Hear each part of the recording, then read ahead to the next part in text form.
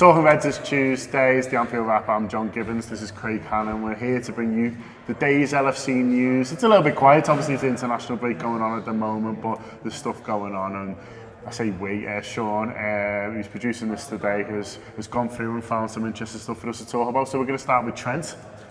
He's a lovely fella. We love talking about. We'll talk about Trent. Any excuse? Pretty much, I do a podcast on Trent every day, just what he's been up to. If there's nothing, we'll just talk about how much we love him. I think we're all in love with him at the Anfield Wrap a little bit. Yeah, even he's been in, hasn't he? We did an exclusive interview with him, which was towards the back end of last season, but I still think it'd be interesting to listen to if you haven't yet. It was free, wasn't it? We did it. It was really free to listen to. So if you don't subscribe to our podcast yet, obviously we hope you do. But if you don't yet, you can dig into that. It was mainly about community stuff and stuff like that, so it's still relevant. So do have a little search for that. We could put a little clip in at the end of this Trent section. Am I creating work for you, Olsey? I am. Yeah, we'll do that. We're gonna have to now. It's off the cuff, isn't it? Yeah. Makes a change. Great work for me. But anyway, he's done a couple of quotes last couple of days on being kind of a Scouse player, really. And he said, the likes of Gerrard and Carragher were role models for me.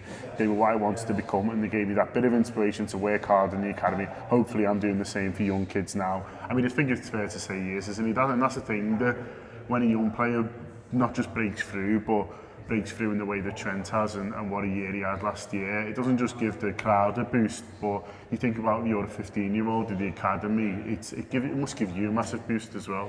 Definitely. I think that's like one of the things when you hear young players talk, or potential players that potential young players that are going to sign for Liverpool. Whenever you hear them talk, or whenever you hear stories come out about them being interested in going to Liverpool, one thing that it always comes back to is Klopp gives young players the chances, and he's given Trent the chance, and Trent's just he just looks like he's going to be our right back, and if not, you might see him move into midfield the way we saw the likes of Gerrard, where he started at right back and moved forward. But he could be a right back for years and years, and the fact that he is a local lad, and he's been a Liverpool fan all his life, come through the academy, makes it that little bit special for fans as well, because I think you see like a little bit of yourself in him almost, don't you? He's like living the dream of every Liverpool fan in that stadium every time he plays, and I think that's why we sort of will him on a little bit more. And I know he talked about that in the interview, that he doesn't. I think you asked him, do you feel extra pressure because you're a local lad and because you grew up in Liverpool? And he says not really. He says he almost feels as if he gets a little bit more confidence out of that fact, that he knows that there's more goodwill towards him and fans will give him time. And he's been paying us back for the past 6 months in particular, some of the performances that he's had, and it just makes it all the better that he just seems a brilliant lad as well, doesn't it? Yeah, I mean, you mentioned his confidence there. His confidence shines through all the time. It did, when we interviewed him, he was talking about, just saying, yeah, we're going to win the European Cup here, I'll be sound, and obviously that didn't quite happen, but it was great that he was just willing to say, well, we're in it to win it. This was before the Man City game, wasn't it? And also, he's talked openly in the past about his desire to be Liverpool captain, so not just to cement himself in the team, but to captain the team one day, which is brilliant. And we got a little bit of his confidence this week as well with the Jesse Lingard stuff, where I'd love to know what happened before when they're all fuming with him. I like to think that he just blatantly cheated in this game, but then just won and they were all fuming with him, and then went, I'll just ping the crossbar from 40 yards then. It blew my mind. You know when you see footballers do things, right, but it's the clip of them doing it. And I don't mean in like training goals and stuff, I mean whenever they hit the crossbar or something like that. I often wonder, did they do that first time round? Do you know what I mean? Yeah. And it's the fact that we know he's just rolled it, and the fact that Lingard says to him, go ahead, hit the crossbar, and he goes, no worries, ping. Oh, it's just unbelievable. I love stuff like that. And if I know Trent follows the Anfield Wrap, so if he does watch, I'm not sure he does, to be honest, but if you do watch, can you let us know like what you did wrong? I really you just say nothing though. They were probably. That's exactly what it is. Is that you all seen? Nah. Anyway, he's reportedly going to start for England tonight as well, so good luck to him. I think Henderson's going to get a bit of a rest, so the England boys, they are kind of mixing it up a little bit, and obviously people not playing too much, but good luck to him. If he does start against England, he'll be Switzerland tonight. And as Craig has trailed, here is a little clip of when we spoke to Trent earlier this year. You hear the theme song, and it's just stuff their dreams are made of, and you stand there and you hear "You'll Never Walk Alone" and the shivers up your spine and your hairs are standing up on the back of your neck, and it's just to be part of them nights now and being a player on the pitch and maybe like looking up at the crowd and spotting someone belting "You'll Never Walk Alone" as loud as they can to show the support it's hard to describe, but it's something that dreams are made of. You're absolutely buzzing for Wednesday. Can you not wait? Because you've played Champions League football. You've scored in the Champions League a couple now, but I mean, this quarter-final is going to be different. Is it like, you're struggling to kind of contain yourself? Do you wish it was tomorrow? Yeah, I think everyone's excited for it. It's a huge opportunity for the club in whole to bring silverware back to the club. I think we haven't had it for a couple of years now, and I think that's what we're missing is silverware. And I think every player will go out onto the pitch, no matter who it is, and we'll be looking to get a step closer to the final and rightfully bringing the Champions League back to Liverpool. I want to talk to you a bit about an Alpha Others charity, partly because it's a fantastic charity and partly because Kev will batter me if I don't. It's a charity for people that don't know that was set up in quite a simple way, really, which was the idea of just helping people who are struggling a little bit at that moment. So it might not necessarily, be the most vulnerable people in the society, although it can be. It can just be someone who's maybe hit on hard times for a period of their life, and you can just help them in some way. So Kevin Morland, who set it up along with his wife, had the idea of, well, I'm a painter and decorator, so if I can go and paint someone's room, and then that might mean a lot to them because they're struggling or whatever, and the house hasn't been decorated for a while, and he thought, well, I know other friends who can help people, and it's grown into this fantastic charity around Liverpool. They had a huge fundraiser on Saturday at the Isle of Gladstone, which I gather went very well. Unfortunately, I was in London for it, but you've been a supporter of this charity, haven't you? And somewhat a patron, is it? I think that's the kind of the right term for what you are. So why was it that you chose to get involved in an Alpha Others? I think it was from when I was quite young. I was maybe about 15, 16, when obviously I think my best mate's mum is sisters with Kevin's wife, so it was always a charity that was close to home. And I think when I was always around the house and was around Jill and Kev, and I could hear the good things that they were doing in the community, and I used to play footy with my best mate, and I think there was always maybe little jokes and of saying like, oh, when you used to make it big, are you going to come and help out and that? And I think a part of me never really took it as a joke. I always thought, obviously I always had the idea that I wanted to make it when you're 15, 16, that's the thing. And I think I always dreamed of making it and being able to give back to the community. And so I think since then it was always the idea and the plan to always get involved with the charity. And like I said, the good things that I was hearing at the time about it has carried on, and they've got bigger and better since then. And I think nowadays it's a big organisation around Liverpool, and I think not many people might see the work that they do, but it goes on a lot. That was Trent, who, as you say, hopefully starts against Switzerland tonight. Be worth watching if he does. The other news that's come out the international break relates to defenders is Deja Lovren.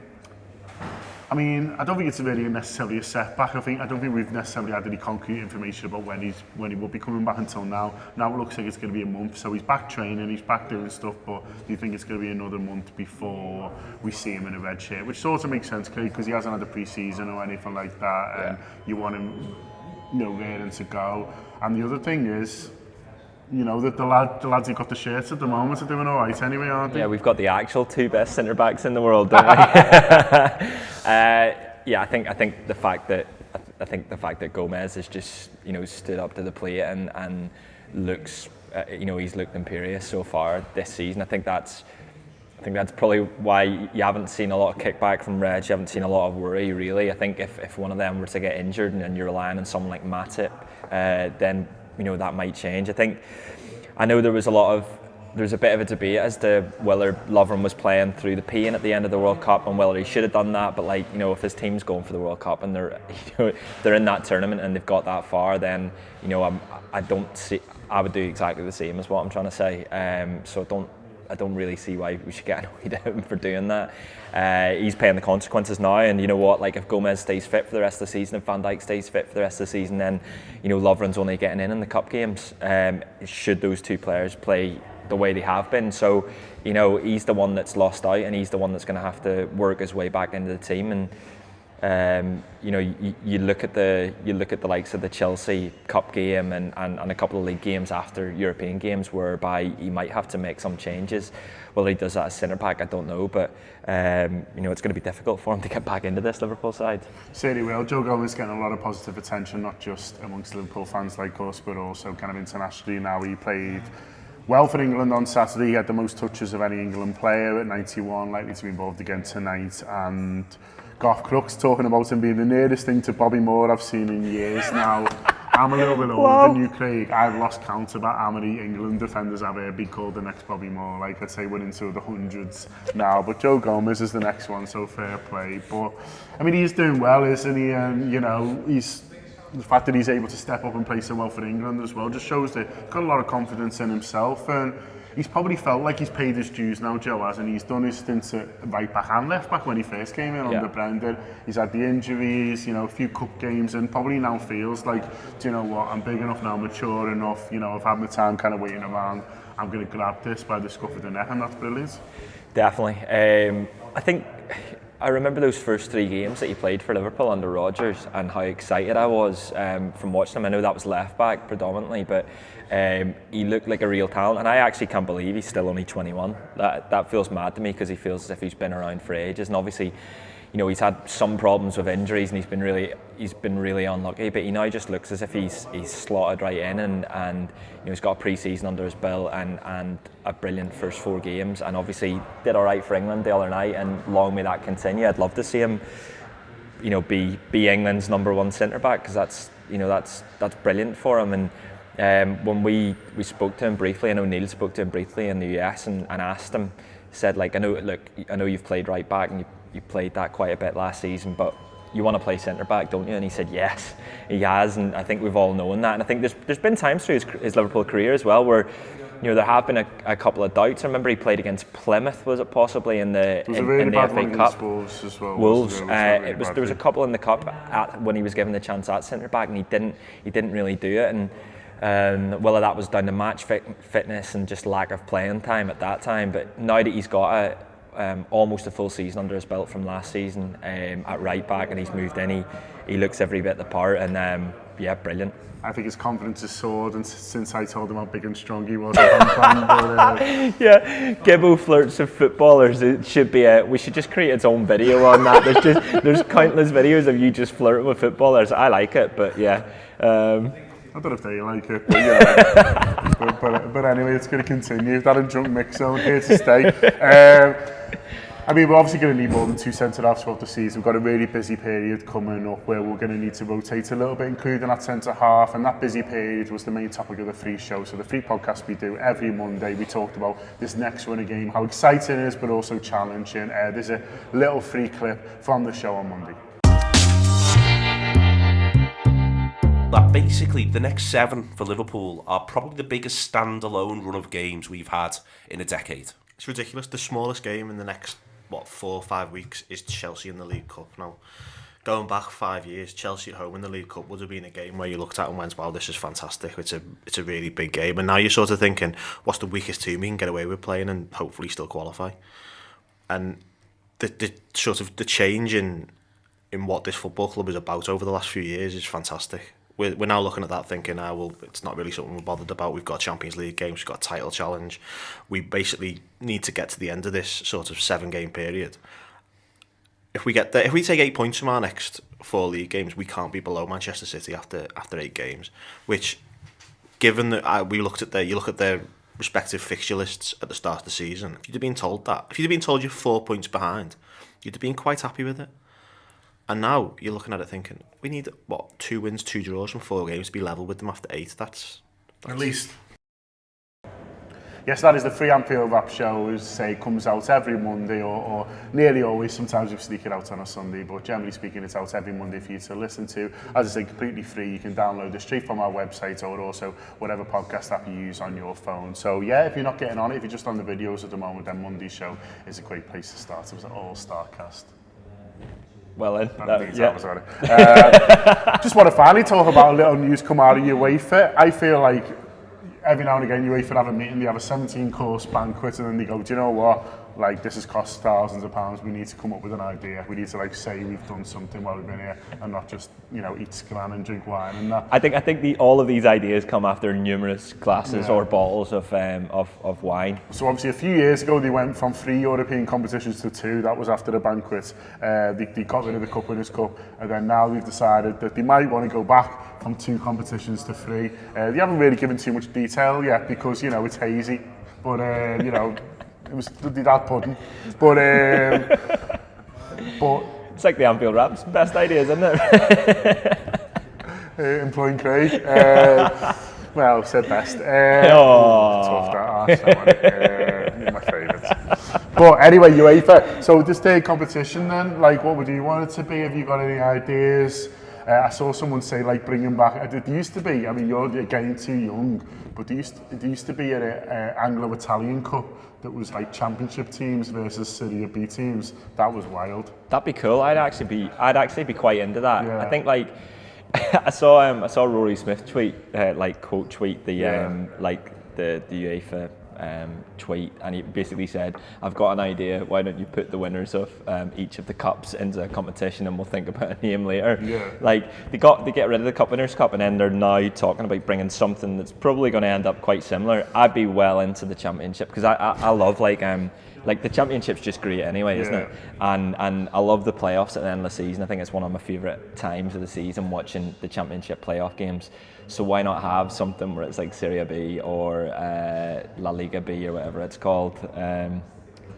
I'd be well up for that. Just anything that's not going to give us more games. Do you know what I mean? No, it won't. I don't think they're going to mess with the Champions League. I've heard a few people saying, you can reduce the Champions League 2 and then blah, blah. They're not going to do that. They love the Champions League the way it is. They love the guarantee of the big clubs in the knockout, so they're not going to mess with that. Similar to the Europa League, it'll probably just be dropped down, and there'll be, the likes of Everton might get to play in Europe, and that'll be nice for them. That'd be nice for them. Small clubs, give them the opportunity to, get further than the Champions League playoffs. Yeah, and plus Evertonians have got such a narrow-minded existence from the fact that they don't get to travel much. It might broaden the horizons. Make them think outside. Yeah, allow them to find themselves in Europe.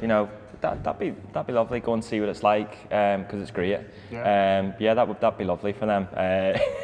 Yeah. So there you go. That's what we think. Evertonians will be well up for it. Do let us know in the comments below what you do to European competitions. What will be your ideal model, and we'll have a little look through. And I mean, maybe UEFA might have a little look through and take some ideas from that. I think one thing that it feels like any of these decisions from UEFA means that there's more football. There is, and I'm not really complaining, but there's going to be a stage where there's just literally football. They're on going to every run out night. of days. They are, because if it's because Tuesday, Wednesday Champions League, Thursday Europa League. It's going to be Monday, this mad UEFA banquet league or whatever they're going to call it. Maybe they could do it lunchtimes. That'd be good. Then we could go to Liverpool. Go to the Liverpool pub, and me and Gibbo have been known to go to the Liverpool pub. It's basically the closest pub to our work, and watch Chinese footy. Yeah, we had the bets on it. Yeah, we won 5-4. The team won. Oh, it absolutely went off. Yeah, but, I know this is what you've all tuned in for. But Stoke v Genoa. Oh my word, that'd be unbelievable. That'd be really, really good. The Liverpool, you heard it here first. So that's one idea. But come up with your own. Something we want to finish on. Something we've been working really hard on is there's a series we do called Moments in Time, which looks at specific incidents in Liverpool's history and tells the story by the people who were there. So it's players, coaches, journalists, fans, and in this case the referee as well, which is really quite cool. This one is on the 2001 FA Cup final. So past ones we've done was Kenny Dalglish resigning in '91, and also Liverpool 5-0 where Rush scored forward. Liverpool fans obviously still sing about, and yeah, we've done that one as well. So this is the third one. It's the 2001 FA Cup final. It's your favourite so far, isn't it, Craig? It definitely is. I'm not just saying that. I think maybe there's a small aspect of that being that I can actually remember it. I was 10 years old, and I remember watching that game. But in terms of the cast, I think like you must be really excited about it, because it's the majority of the work's done by you pretty much to pull it together. It's been you and Josh, but like I think these things take so much time, don't they? Like in terms of, like, it feels as if we've had this one, or we've been working towards this one for months and months, and I think it's been the one that I've been most excited about. But yeah, like the cast, like who have you got? Yeah, it's an all-star cast. So in terms of players, back to front, really got goalkeeper Sander Westerveld, Stefan Onchu obviously had a big say in the game, Jamie Carragher. In front of him, we've got Gary McAllister, Patrick Berger. In front of them, we've got Emil Heskey, Michael Owen, who obviously gets the 2 goals. For Arsenal, we've got Lee Dixon, which is really generous of him to do it in a game that, you know, was a bit of a heartbreaker. And he's great in it as well. He's really good. Really good. Steve Dunn, the referee, who obviously has a big say in what goes on as well. Phil Thompson, who was assistant manager at the time. Loads of supporters, lots of journalists, and yeah, it's a strong cast. It's a really good thing. It was the big challenge to what to leave out, really. We've managed to get it down to just over an hour, and yeah, we're really pleased with it. So it'll be out sometime today. So if you don't normally listen to the podcast, this would be a good place to start. If you do and you enjoy it, please do spread the word, because we want as many people to listen to it as possible. We think there's general football fans who'll enjoy it, because obviously it's something on the FA Cup final, which is a day that any football fan enjoys. So spread the word, make sure people are listening, and because as long as people are enjoying it, then we'll keep doing it. Definitely. I'm just going to ask you what your favourite part of it is, because there's so many people you've got on it, and there's so many little bits, like anecdotes, where it's almost like for instance, when I was listening, I've never heard the referee talk about that game, and you've got I've never heard Oncho talk about the handball. Like he plays such a pivotal role in it. When you think about it, it's Michael Owen that scores goals, but like Oncho has the handball, and the ref talks about that. Like, what was your favourite part of it, or what's your favourite little anecdote from it? Yeah, I mean, I don't think I had a bit of a search, and I don't think that Steve Dunn's ever really done an interview about the game, and you know, a huge part of it, and that was great. I love getting the alternative view. So Lee Dixon, obviously really good, talking about it from an Arsenal point of view, and also Amy Lawrence, who is a journalist but also really close to a lot of the Arsenal players. She wrote the book about the Invincibles, she did the film about 89, so her talking about not just her experiences of the day, but speaking to Thierry Henry afterwards, and what it did to him, and how it maybe kicked him on and to become the world-class player that he did is really interesting in itself. So hearing from that point of view, but also, like, you know, just like the likes of Robbo, Kev and Dan just talking about going bananas is really brought back great memories for me, because I was actually at the game with Kev that day all those years ago, and so it brought back really good memories of what was like one of my favourite days of supporting Liverpool, and was a brilliant season. Yeah, I think that was my favourite part of it, was whenever it sort of interchanges between the players talking about that moment where the final whistle goes, and the likes of Kev, Dan Morgan and Robbo talking about it. I think that was, it's nice to sort of hear the fans' perspective from someone who, like, I remember watching it on TV, and I remember bouncing around in my living room, but I was 10 years old and I didn't get to experience what it was like in Cardiff that day. So hearing that, and then hearing Jamie Carragher talk about the moment he falls to his knees, knowing that he's just won the FA Cup, it's it's brilliant. I mean, sorry to bang on, I didn't mean to go to so long, but Stefan Oncho is great because, I mean, he's such a poetic talker. Like, you wouldn't necessarily expect. I don't necessarily know why, but I think it's because he's a big burly centre half. But he talks about, you know, when he was younger, watching FA Cup finals and it being like, you know, watching a man on the moon. Like, it was that distant from his life to play in FA Cup finals. Like, oh, we might as well be, you know, watching a man on the moon, and suddenly it's him and him after the game thinking about him being a boy watching it, and now where he's come from was really quite sweet and quite, like, eloquently put by Stefan. So yeah, look, loads of it's good. We're going to play a trailer, I think, aren't we? Yeah. This is the trailer from it, but it's out today. Do download it, do share it, we'd really appreciate it. And yeah, but in the meantime, that's been Talking Reds. Cardiff was a good stadium for it because it was so big. The moments in the match are great and the goals going in are unbridled, but that feeling of elation, that's what you're in it for, and they're the moments you remember when you look back on. To see the faces on the people behind that goal was just astonishing. It was disbelief. I always remember getting back into the room and just sort of crashing on my bed, really, and just lying there thinking, you've won the FA Cup. If I could rewind the clock and have one day again in my life, then I would say it would be that. It was probably my most favourite as a professional footballer. And when you look back, it's not loads of other things that's associated with being a footballer. It's those days when you win a trophy and you're together with all your teammates and you have a party afterwards. They're the ones that you remember.